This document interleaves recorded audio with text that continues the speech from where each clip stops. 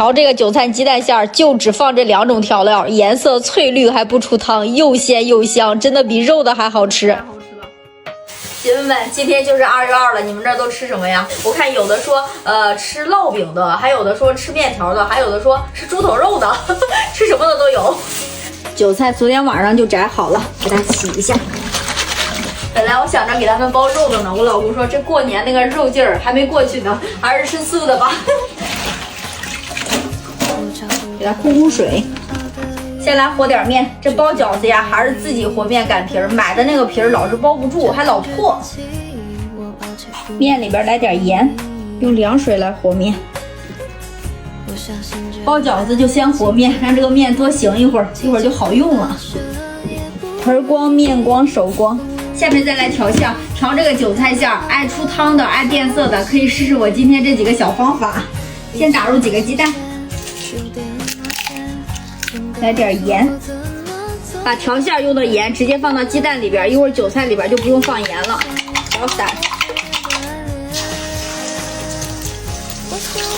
这样一直搅拌，这样炒出来是那种一小块一小块的，就不用切了，给它弄盘里，然后晾凉。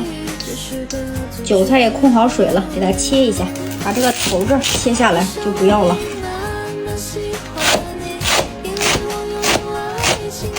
有没有特别爱吃韭菜馅的？大家感觉这个韭菜是肉的好吃还是素的好吃？来上点香油，给它拌匀，用香油把这个韭菜的切口给它封住，就不出水了。这个鸡蛋一定要放凉之后再往韭菜里边放。就这样直接拌匀就可以了。这个里边就放了盐和香油，别的什么都没有。吃韭菜馅就吃的韭菜本身这个鲜味儿。开始包饺子，包素馅的这个面劲儿稍微大一点，一会儿好包。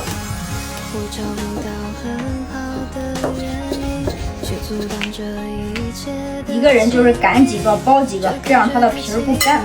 包这个素馅就得是大点馅儿，皮儿薄薄的，里边透着馅儿才好吃。看。这个素馅的就是没有肉的好包，这个馅儿比较散，一定要捏严，要不然一煮漏的话，一锅粥啊。